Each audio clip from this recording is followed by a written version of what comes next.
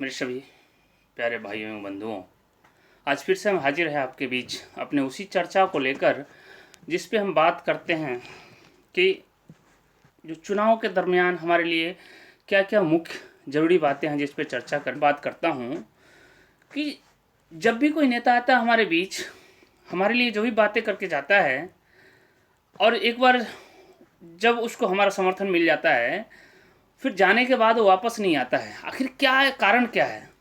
आप जब भी कोई नेता आपके बीच में आता है, उनसे दो चार चीज़ें ज़रूर सवाल करें, तभी हमारा और आपका भविष्य बेहतर होगा और सुगम और सुदृढ़ होगा। ये हमारे लिए एकदम बेहद ज़रूरी चीज़ें हैं।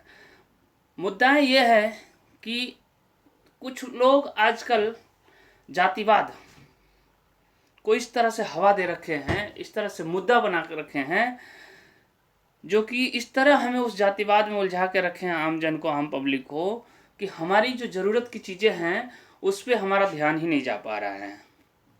और ये हर पार्टियां आजकल उसको एक मेन हथियार बना लिया है, मेन मुद्दा बना लिया है। हर आदमी आपको आपके घर, आपके कानों में जाके कहता है कि मैं तुम्हारा भाई हूँ, मैं तुम्हारा सगा हूँ, मैं तुम्हारा संबंधी हूँ। आखिर जब वो आपका, हमारा सगा संबंधी है, तो चुनाव तक जो हाथ जोड़ के खड़ा रहता है हमारे बीच, चुनाव के बाद आखिर कहाँ चला जाता है वो? आखिर ऐसी क्या बात है कि आप जिस चुनाव की बात करते हैं, जिस लोगों की बात करते हैं, जिस जातिवाद की बात करते हैं, जिस भाई बंदी की बात करते हैं, चुनाव तक वो आपके, हमारे लेवल के आदमी होते हैं, और चुनाव जीतने के बाद, जाने के बाद उनके बच्चे का स्तर जो है इतना हाई हो जाता है कि हमारे आपके बच्चे उस स्तर के लिए सोचने के लिए मजबूर हो जाते हैं। सोचने में भी उनको कठिनाइयाँ महसूस होने लगती है कि हमारा भी स्तर वहाँ तक जाएगा कि नहीं जाएगा। आखिर क्यों, ऐसा क्यों होता है? आप उन 7 किलो गेहूं और 5 किलो चावल में इस तरह उलझे पड़े हैं कि आपको लगता है यही हमारे लिए सब कुछ दे चुका है। गवर्नमेंट, सरकारें हमें बहुत कुछ दे रही हैं, सिर्फ और सिर्फ आपको अपनी बातों में उलझाकर, अपनी चंद जातिवादियों और चंद मुद्दों को उठाकर, आपको थोड़ी सी बहकाकर आपकी जो सामाजिक सौहार्द है उसको भी बिगाड़ चुका है ये चंद नेताओं, चंद राजनेता।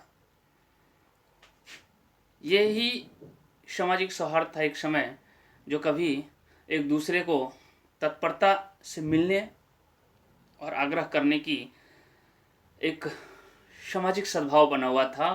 और आज के जो परिदृश्य हो चुका है उसमें ये इस कुछ चंद मुद्दों, जातिवाद जैसे मुद्दों को उठाकर इस तरह आपका सामाजिक सौहार्द खराब कर दिया है कि हर आदमी एक दूसरे से चिंतित रहता है कि ये आदमी पता नहीं क्या कर बैठेगा हमसे, हमारे सामने ही।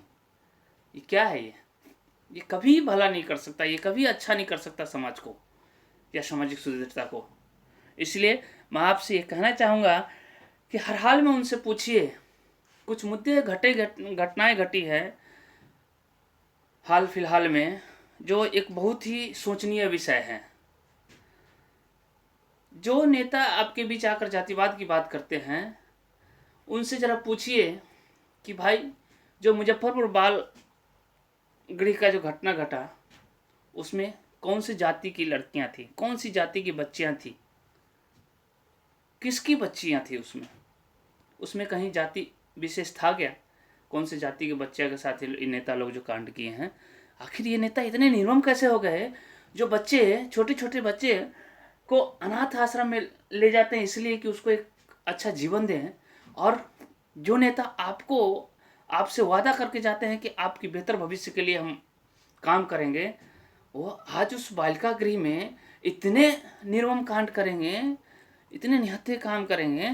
ये सोच भी कैसे सकते हैं, इतना गिर भी कैसे सकते हैं ये नेता लोग? इसका क्या है मेन कारण? कि हम लोग पार्टीवाद और जातिवाद में इस तरह बढ़ चुके हैं कि हमको अपने बच्चे के बारे में भी समझ में नहीं आता है कि एक बेहतर भविष्य के लिए कैसे लोगों को हमारे बीच से चुन के भेजना है, आखिर क्या बेहतर होगा। इसलिए मैं उन सभी दलित भाइयों, सवर्ण भाइयों सबसे पूछना चाहूँगा कि जो भी नेता आता है आपके बीच, जो भी पार्टियाँ आती है आपके बीच आपसे समर्थन मांगने, आपके बेहतर भविष्य की बात करने, उनसे पूछिए कि भाई, तुम जिस जातिवाद की बात करते हो, उस जातिवाद में जो बालिका गृह कांड हुआ उसमें कौन सी जाति की बच्चियाँ थी? इसका तुम्हारे पास कोई जवाब है क्या? सवर्ण थे, दलित थे? या अल्पसंख्यक के बच्चे थे, कौन थे उस बालिका गृह में। फिर तुमने उसको, उसके साथ उसका जो ऐसा हाल किया, निर्मम हत्याएं की, बलात्कार की घटनाएं आई सामने, आखिर उसमें तुमने क्या देख के उसके साथ ऐसा किया? किसकी बच्चियां थी उसके अंदर? कोई ऐसा टैग था कि किस जाति की विशेष के बच्चे हैं उसमें, बच्चियां हैं? फिर तुमने जब उस वहाँ पे तुमको नहीं दिखा जातिवाद की, किसी सिर्फ समर्थन के टाइम में जातिवाद दिखता है। ये एकदम पूछना और निहायत ज़रूरी चीज़ें हैं। इसलिए आपसे बोलता हूँ कि ये नेता, चंद नेता लोग किसी के नहीं हैं, कोई जातिवाद, कोई कौमवाद पे काम नहीं करते हैं। ये सिर्फ और सिर्फ अपना कुर्सी सिक्योर करने के लिए जातिवाद की बात करते हैं। मैं आपसे हमेशा ये चीज़ कहता हूँ कि चंद नेताओं से, इनके बातों पे कभी न चलें, इनके बातों से कभी विश्वास न करें कि कब ये क्या करके जाएंगे। सृजन घोटाला में किसका पैसा था? कौन था उसमें? वो पैसा किसके कल्याण के लिए आता है? किसी भी चैरिटी, किसी भी ट्रस्ट में पैसा किसके कल्याण के लिए आता है? सबसे बड़ी सोचने की बात है। आपने कभी सोचा, कभी गौर किया कि कोई चैरिटी, कोई ट्रस्ट में कोई आदमी डोनेट करता है, कोई पैसा देता है, किसके कल्याण के लिए देता है? जो सबसे नीचे की तबके के लोग हैं, जो समाज के सबसे नीचे की तबके में हैं, उनके कल्याण के लिए किसी भी सोसाइटी और समाज का गठन होता है, और उसमें जो भी डोनेशन होता है उन्हीं लोगों के लिए होता है। उसका सारा का सारा पैसा घोटाला करके बैठ गया ये नीतीश सरकार, ये जदयू सरकार, जिसमें बीजेपी भी शामिल है, वर्तमान सरकार। आखिर किस बेस पे ये कहते हैं कि हम आपके कल्याण के लिए काम करते हैं? हम निचले तबके के लिए काम करते हैं, समाज के सबसे निचले तबके लोग हैं, दलित भाई, हम उसके लिए काम करते हैं। किस बेस पे करते हैं? आपने क्या सोच के सृजन घोटाला किया? आपने क्या सोच के बालिका गृह का कांड किया? आप ही के नेता शामिल है, आप ही के उसमें लीडर शामिल है, आपके मंत्री शामिल है, और बिना सरकार के सह पे कोई भी गलत काम नहीं होता है। हर गलत काम में सरकार का सह होता है, सरकारी महकमों का सह होता है।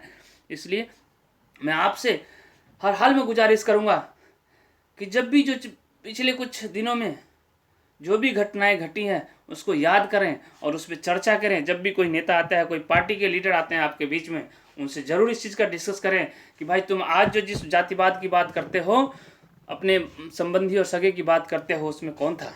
उस मुजफ्फरपुर बालिका गृह कांड में कौन था? सृजन घोटालों में कौन था? इतने जो आज जो कुछ चंद दिनों ही पहले एक दलित भाई का घोटाला हो, उसमें कौन था? इस चीज़ का जिक्र जरूर करें आप। बिना जिक्र किए हुए कभी किसी को समर्थन न दें। जब तक हर हाल में ये सिक्योर न हो जाए, आप अपने संतुष्ट न हो जाएं कि ये नेता जाकर कभी किसी असहाय को प्रताड़ित नहीं करेगा, विकास की बात करेगा, अच्छे शिक्षा की बात करेगा, अच्छी स्वास्थ्य व्यवस्था की बात करेगा, अच्छा सड़क यातायात सुविधाएं की बात करेगा, रोजगार की समुचित व्यवस्था करेगा। क्योंकि आपने देखा है अभी चंद दिनों पहले ही जो कहानी हुई है इस कोरोना जैसी महामारी में, उसमें कोई जाति विशेष का बच्चा नहीं ट्रैक पे दौड़ा है, किसी जाति विशेष का बच्चा ही नहीं कोई रोड पे दौड़ा है, भूखा मरा है। उसमें हर जाति शामिल था, न उसमें कोई सवर्ण था, न कोई दलित था। उस टाइम जो बस की लाइन लगी थी, रोड पे पैदल चल रहे थे, उसमें कौन था? कोई जाति विशेष था? नहीं था। फिर हमारे और आपके सबके बच्चे शामिल थे उसमें। आखिर किस दर्द से हमारा बच्चा हमारा घर छोड़ के जाता है, जब चंद रोटी की व्यवस्था कर ली, चंद पैसा कमाने के लिए, उस चीज़ पे कितना दर्द महसूस होता है उस टाइम। मुझे ये सोचने की चीज़ है, कितना दर्द हमें महसूस होता है कि हमारा बच्चा जब घर छोड़ के जाता है, किस लिए? चंद रोटी की व्यवस्था के लिए, अपने बूढ़े माँ बाप की दवाओं की व्यवस्था के लिए, अपने बच्चे की शिक्षा के लिए।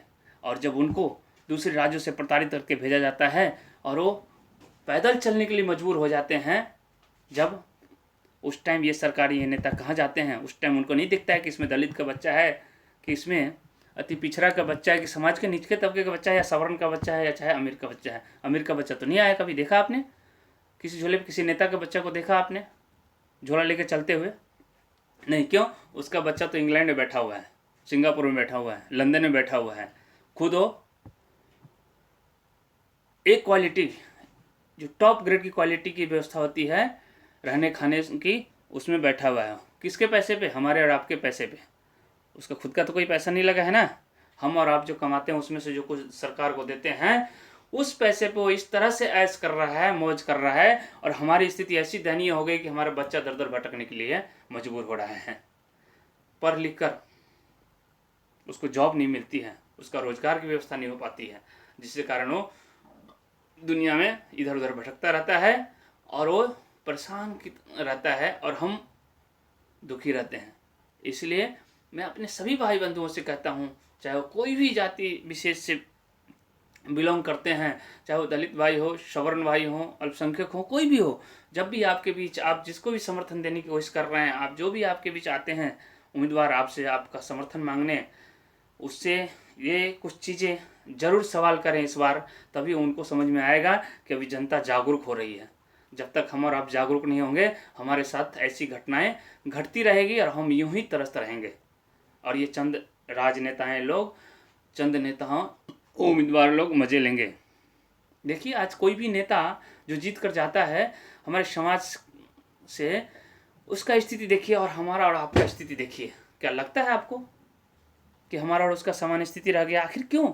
हमारा ही लीडर बन के जाता है, हमारा प्रतिनिधित्व करने जाता है, उसकी स्थिति इतनी हाई हो जाती है, हमारी स्थिति इतनी नीचे, जो हम एक 7 किलो गेहूं और 5 किलो चावल ढोने की स्थिति में रह जाते हैं। इस तरह हमारा स्थिति हो जाता है। क्यों? आखिर उसमें और हम में क्या? हमने ही उसको पावर दिया है, फिर उसका स्थिति इतना बेहतर क्यों हो जाता है, हमारी स्थिति बदतर क्यों हो जाता है? इसलिए अंत में आपसे आग्रह करना चाहूँगा मैं अपने सभी भाई बंधुओं से, उसमें कोई जाति विशेष की बात नहीं है, इसमें कोई ऐसा व्यक्तिगत मुद्दा नहीं है, ये हमारे और आपके दोनों के भविष्य के लिए है। आप जरूर जब भी कोई उम्मीदवार आता है आपके बीच, उनसे ज़रूर पूछिए, खासकर जो सत्ता में बैठे हुए हैं लोग हैं उनसे ज़रूर पूछिए। जो नए लोग आते हैं वो तो अभी आपसे इसलिए आते हैं कि चलो एक बेहतर भविष्य का वादा करने के लिए आते हैं, लेकिन जो ऑलरेडी सत्ता में बैठे हुए हैं उनसे ज़रूर ये सवाल कीजिए कि भाई जो मुजफ्फरपुर बालिका गृहकांड में हुआ उसमें कौन जाति विशेष की लड़कियाँ बच्चियाँ थी? जो सृजन घोटाला तुमने किया उसमें किसका पैसा था? किसके बेहतर भविष्य के लिए पैसा था? किसके लिए लोगों ने पैसा दिया था? सोसाइटी और का गठन किसके लिए होता है?